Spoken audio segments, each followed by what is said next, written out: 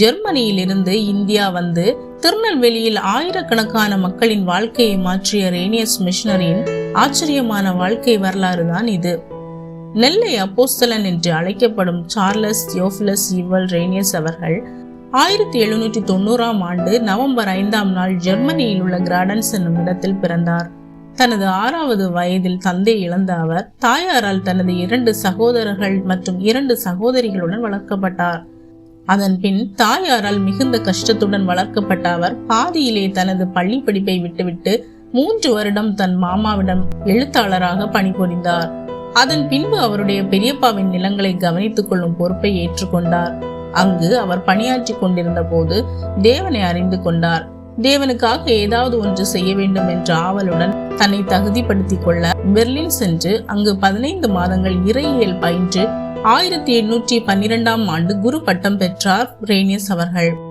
மிகுந்த போராட்டத்தின் மத்தியில் தேவனின் பரம தரிசனத்திற்கு கீழ்ப்படிந்து 1814 தனது 24வது வயதில் CMS சார்பில் ஊழியராக இந்தியா வந்தார் ரேனியஸ். முதலில் தரங்கம்பாடியில் 5 மாதம் பணியாற்றிய அவர் பின்னர் சென்னையில் உள்ள ஜார்ஜ் டவுனில் குடியேறி அங்குள்ள மக்களுக்கு சுவிசேஷத்தை பிரசங்கித்தார். பின்பு டச் நாட்டு பெண்ணான ஆனி வான் சோமரன் என்பவரை திருமணம் செய்து கொண்டார்.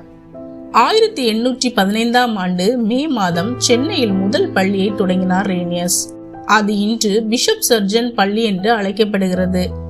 ஆண்களைப் போல பெண்களுக்கும் சமமாக கல்வி கிடைக்க வேண்டும் என்று பெண்களுக்கான கல்வியை தொடங்கினார் ரேனியஸ். அது இன்று மேரி சர்ஜன் மேல்நிலை பள்ளியாக வளர்ந்துள்ளது. மாணவர்களுக்கு தமிழில் பாடங்கள் கற்பிக்கப்பட வேண்டும் என்று எண்ணிய அவர் பாடங்களை தமிழில் மொழிபெயர்த்தார். பின்னர் 1818 துண்டு பிரசுரம் மற்றும் சமய நூல்கள் சங்கம் என்ற நிறுவனத்தை தொடங்கினார். இந்த அமைப்பு பின்னாளில் கிறிஸ்தவ இலக்கிய சங்கத்துடன் இணைக்கப்பட்டது. கர்த்தரின் பணியை செய்து கொண்டிருந்த அவருடைய வாழ்விலும் புயல் வீசியது. தனது 1.5 வயதே நிரம்பிய குழந்தை நோய்வாய்ப்பட்டு இறந்தது. இந்த சூழ்நிலையிலும் கிறிஸ்துவுக்குள் தன்னை திடப்படுத்திக் கொண்டு ஊழியத்தை தொடர்ந்தார் என்று வரலாற்று குறிப்புகள் கூறுகின்றன. பின்னர் 1820 திருநெல்வேலிக்கு சென்ற அந்த பகுதியில் யாத்ரீக சங்கம் என்ற சுவிசேஷ சங்கத்தை நிறுவி கிராமங்களில் சுவிசேஷத்தை அறிவித்தார். அவர்களின் வழிபாட்டுக்காக அடைக்கலாபுரத்தில் ஒரு ஜெபக்கூடம் கட்டப்பட்டது. அந்த ஜெபக்கூடம் பின்னர் தூய யோவான் ஆலயம் என்று பெயர் பெற்று இன்று சின்ன கோயில் என்று அழைக்கப்படுகிறது. 1821 திருநெல்வேலியில் செமினரி ஒன்றை ஆரம்பித்தார். அந்த செமினரியில் பயின்ற உயர் ஜாதி மாணவர்கள் தாழ்ந்த ஜாதி மாணவர்களோடு அமர்ந்து உணவருந்த மறுத்துவிட்டனர். மாணவர்களின் பெற்றோரை அழைத்து பேசினார் ரேனியஸ். அவர்களும் தங்கள் பிள்ளைகள் தாழ்ந்த ஜாதி மாணவர்களோடு சேர்ந்து உணவருந்த மாட்டார்கள் என பதிலளித்தனர். இதனால் கோபமடைந்த ரேனியஸ் அவர்கள் செமினரியை மூடிவிட்டு மாணவர்களை வீட்டுக்கு அனுப்பினார். 1822 பெற்றோர்கள் இனி ஜாதி பேதம் பார்க்காமல் இருப்போம் என்று கேட்டுக்கொண்டதற்கு இணங்க செமினரி மறுபடியும் திறக்கப்பட்டது.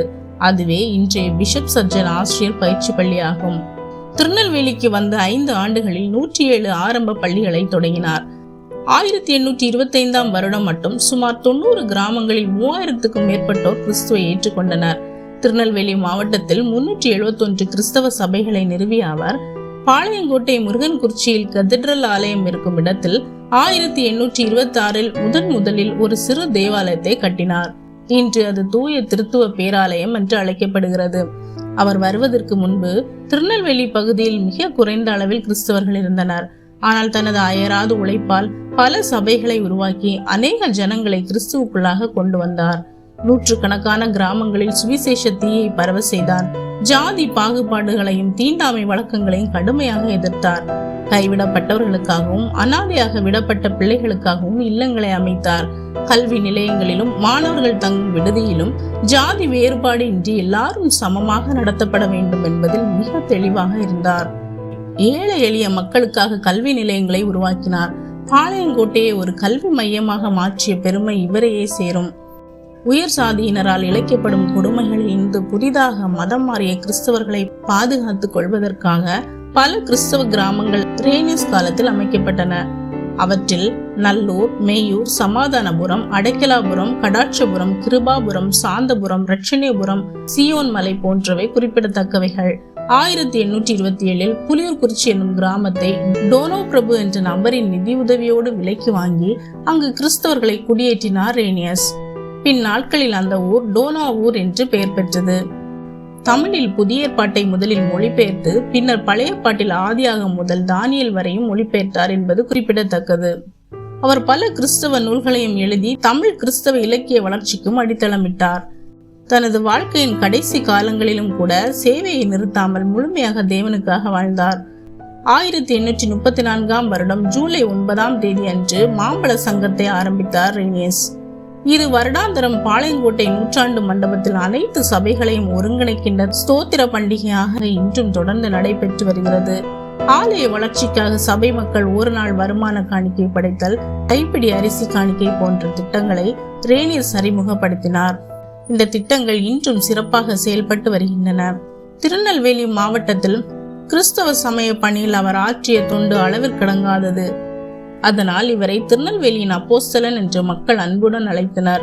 ரேனியஸ் வெறும் மதத்தை பரப்பவில்லை, மக்களின் சமூக பிரச்சனைகளின் மீது அக்கறை காட்டினார். அங்கிருந்த 18 ஆண்டுகளில் அவர் செய்த பணிகள் இன்றும் அந்த மண்ணில் சாட்சியாக நிற்கின்றன. பாளையங்கோட்டை தென்னிந்தியாவின் ஆக்ஸ்போர்ட் என உயர்ந்ததற்கு ரேனியஸ் அவர்களின் கல்வி சேவை ஒரு வலுவான அடித்தளமாக இருந்தது. அவர் விதைத்த கல்வி விதைகள் இன்று அந்த நகரை அறிவின் மொழியாக மாற்றியுள்ளன. இறுதியாக ரேனியஸ் அவர்கள் ஜூன் 5, 1838 அன்று தேவராஜ்யத்துக்குள் பிரவேசித்தார். அவருடைய கல்லறை அடைக்கலாபுரம் தூய யோவான் ஆலய கல்லறை தோட்டத்திற்கு வெளியே ஊரின் நடுவில் அமைந்துள்ளது. ரேனியஸ் வெறும் மதத்தை பரப்பவில்லை, மாறாக அவர் மக்களின் வறுமை, கல்வி மற்றும் சமூக பிரச்சனைகளிலும் அக்கறை காட்டினார். இப்படிப்பட்ட சுவிசேஷ தாகத்தோடு எழும்பி புறப்பட நாம் ஆயத்தமாக இருக்கிறோமா? இயேசுவை அறியாதார் இன்னும் கோடிக்கணக்கானோர் இந்த உலகத்தில் வாழ்ந்து கொண்டிருக்கின்றனர். நமக்கு ஜீவனை தந்த தேவனுக்காக சாகும் முன் ஏதாவது செய்ய வேண்டும் என்ற துணிவுடன் செயல்படுவோம். நம்முடைய சிறிய முயற்சிகளும் தேவனுடைய கைகளில் பெரிய ஆசீர்வாதமாக மாறும். ஒரு வார்த்தை, ஒரு ஜெபம், ஒரு அன்பான செயல், இதுவே ஒருவரின் வாழ்க்கையை மாற்றக்கூடும். ஆகையால் காலம் இருக்கும்போது, வாய்ப்பு கிடைக்கும் போதெல்லாம் சுவிசேஷத்தை பகிர்ந்து தேவன் நமக்கு கொடுத்த கிருபைக்கு நன்றி செலுத்துவோம். ஆமேன்.